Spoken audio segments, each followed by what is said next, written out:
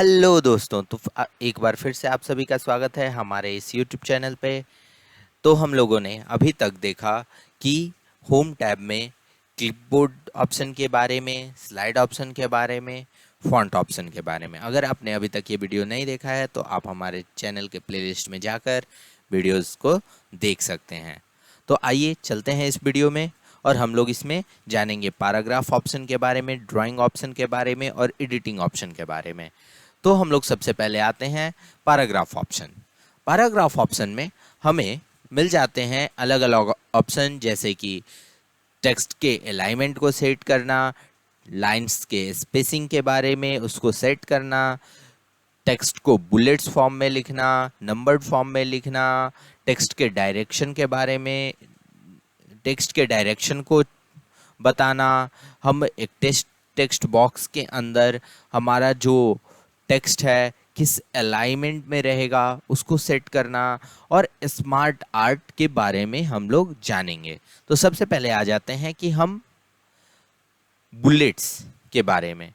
Bullets क्या होता है कि अगर हम किसी भी लिस्ट को हाईलाइट कर रहे हैं या किसी ऐसे चीज़ को बारे में बता रहे हैं जो कि हमें टाइप्स बता रहे हैं या फिर उसके अंदर के कुछ ऑप्शन के बारे में बता रहे हैं, तो हम बुलेट्स फॉर्म को यूज़ करके हम अच्छे तरह से एक बहुत ही सूटेबल वे में अपने डाटा को प्रेजेंट कर सकते हैं। जस्ट लाइक कि हमने यहाँ होम टैब के कुछ ऑप्शंस को इनलिस्ट किया हुआ है।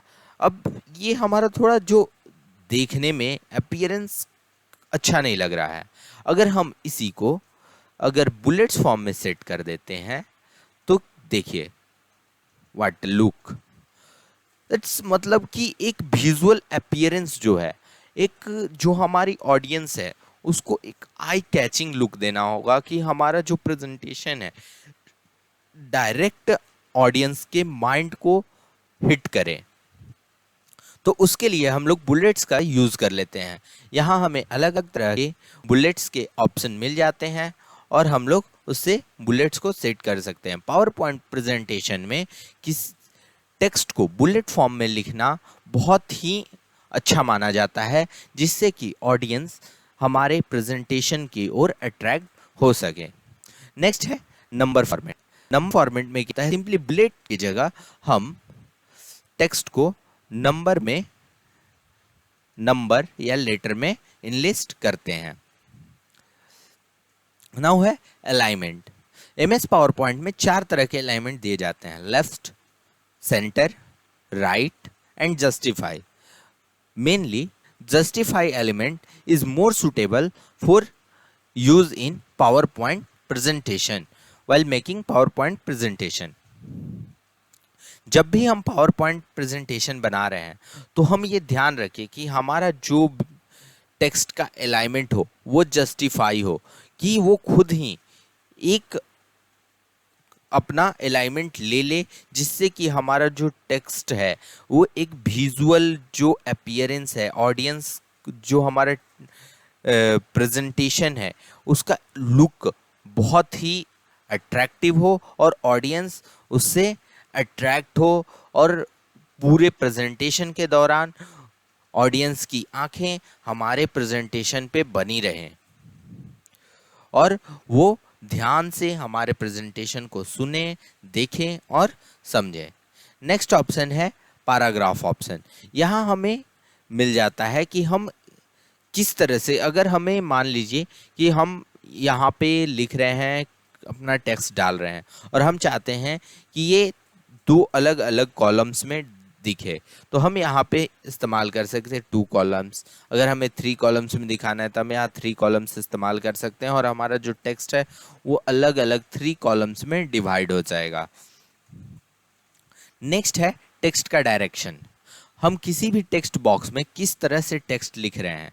अगर मान लीजिए कि हमें इस होम टैब को दिखाना है कि ये टॉप टू बॉटम लिखा हुआ हो, तो हम सिंपली जाकर यहाँ से हम लोग चेक कर सकते हैं और हम यहाँ पे दे सकते हैं। जैसे कि अब हमने इसको चेंज किया और हमने इसको दे दिया कि ये टॉप टू बॉटम हो जाए। ये देखिए, हम सिंपली देख सकते हैं कि हमारा जो होम टैब लिखा हुआ है ये टॉप टू बॉटम वे में लिखा हुआ है। अब हम चाहते हैं कि नहीं, टॉप टू बॉटम नहीं, ये हमारा इस तरह से रोटेट 270 डिग्री पे रोटेट हुआ दिखे। तो ये देखिए, हम यहाँ सिंपली देख सकते हैं। तो टेक्स्ट के डायरेक्शन को भी हम लोग यहाँ से चेंज कर सकते हैं होम टैब में।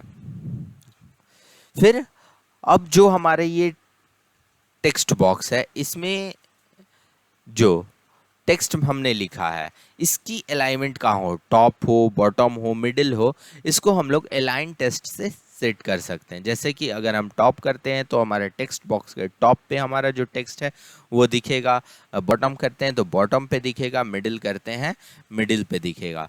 तो ये भी एक हमारे लिए बहुत ही प्लस पॉइंट हो जाता है जब हम पावर पॉइंट अपना डिज़ाइन कर रहे हैं, अपने प्रेजेंटेशन को डिज़ाइन कर रहे हैं। अब हमें एक यहाँ ऑप्शन मिलता है स्मार्ट आर्ट। स्मार्ट आर्ट एक ऐसा ऑप्शन है जिससे कि हम अपने टेक्स्ट को एक विजुअल अपीयरेंस दे सकते हैं रेदर देन टेक्स्ट। हम जो टेक्स्ट में लिख रहे हैं अगर एक हम विजुअल अपीयरेंस दे देते हैं तो हमारी जो ऑडियंस है उसको आई कैचिंग एक कंटेंट प्रोवाइड होगा, और ड्यू टू कि वो एक विजुअल बहुत ही अच्छा एक विजुअल अपीयरेंस है तो माइंड में एक फोटो की तरह वो छप जाएगा। तो हम अगर देखेंगे तो ये देखिए, जैसे कि हम मानते हैं कि इस ऑप्शन को हमें एक स्मार्ट आर्ट में कन्वर्ट करना है। सिंपली मैंने यहाँ गया, यहाँ से हम ऑप्शन क्लिक करके ये देखिए किस तरह से एक हम विजुअल अपीयरेंस दे रहे हैं अपने जोक्स के लिए। तो अगर इस तरह से अगर हम बनाते हैं कंटेंट तो जो भी हमारे ऑडियंस हैं उनके माइंड में एक ये इमेज छप जाएगा और वो चीज को लंबे समय तक याद रख पाएंगे। नेक्स्ट है ड्राइंग ऑप्शन।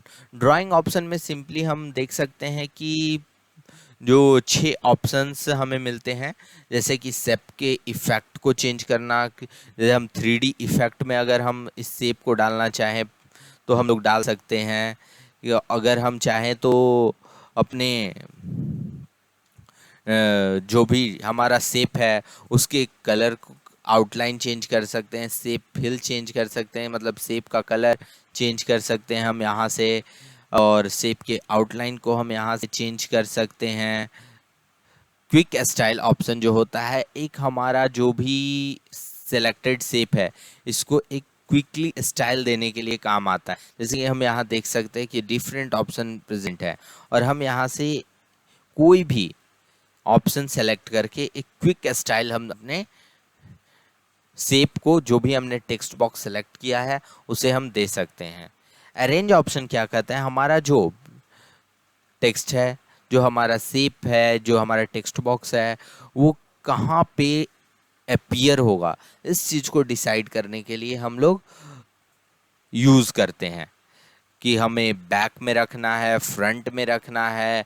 अगर कोई हमारा टेक्स्ट बैक साइड में है, हम उसे फॉरवर्ड आगे लाना चाहते हैं तो हम सिंपली ब्रिंग फॉरवर्ड पे क्लिक कर कर उसे आगे ला सकते हैं।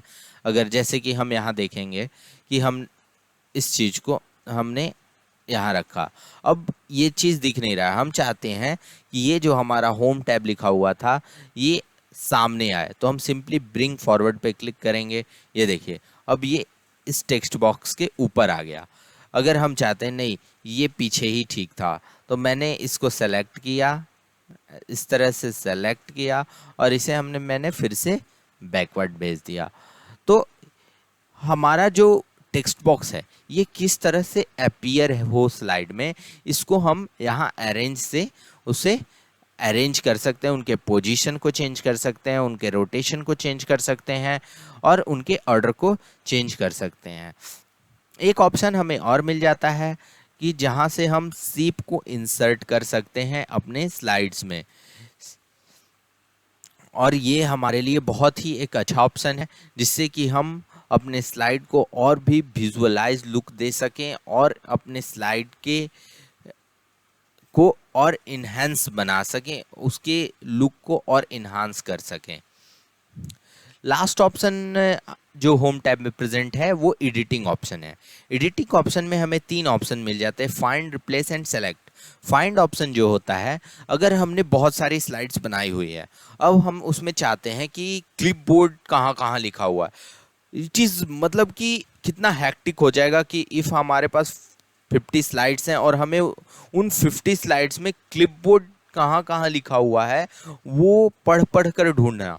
तो हम सिंपली फाइंड पे क्लिक करके और हम सर्च करेंगे क्लिपबोर्ड, और वहाँ से हम जहाँ जहाँ हमारे पूरे प्रेजेंटेशन में क्लिपबोर्ड लिखा हुआ होगा वो हमें डिस्प्ले हो जाएगा। नाउ नेक्स्ट ऑप्शन है रिप्लेस। रिप्लेस ऑप्शन हमें उस समय काम आता है जब कि हम पार्टिकुलर कोई वर्ड लगातार लिख रहे हैं और हमें बाद में याद आए, अरे नहीं यहाँ तो हमने कुछ गलत मेंशन कर दिया है और इस वर्ड को चेंज करके हमें कोई और वर्ड लिखना है। तो हम सिंपली रिप्लेस ऑप्शन पे जाकर और जो भी हमने टेक्स्ट को रिप्लेस करना है, जो भी हमें वर्ड को रिप्लेस करना है वो टाइप करेंगे, किस वर्ड से रिप्लेस करना है इसको टाइप करेंगे, और उसके बाद हम अपने प्रेजेंटेशन में उस सारे वर्ड्स को रिप्लेस कर सकते हैं। सेलेक्ट ऑप्शन जो होता है वो हमें इस किसी भी टेक्स्ट को, किसी भी ऑब्जेक्ट्स को हमारे पूरे इंटायर डॉक्यूमेंट में सेलेक्ट करने के काम आता है। ये हमें हेल्प करता है कि जो भी हमने फॉर्मेट में लिखा हुआ है, जो भी हमने टेक्स्ट लिखा हुआ है उसे सेलेक्ट करके अगर हमें कोई सी तरह की कोई फॉर्मेटिंग करनी है, किसी तरह की कुछ एडिटिंग करनी है, उसके स्टाइल्स को चेंज करना है, कलर चेंज करना है और उसमें कुछ अलग अपीयरेंस देना है, तो ये सब हम कर सकते हैं सिंपली सेलेक्ट ऑप्शन से टेक्स्ट को सेलेक्ट करके। तो इस होम टैब में के ऑप्शंस के बारे में इतना ही, और अब हम आगे मिलेंगे, इंसर्ट टैब के बारे में जानेंगे, और हम इसी तरह से हमारा पावर पॉइंट प्रेजेंटेशन का जो जर्नी है वो कंटिन्यू रहेगा। तो बने रहिए हमारे साथ अपने चैनल पे dairy planet. Thank you so much.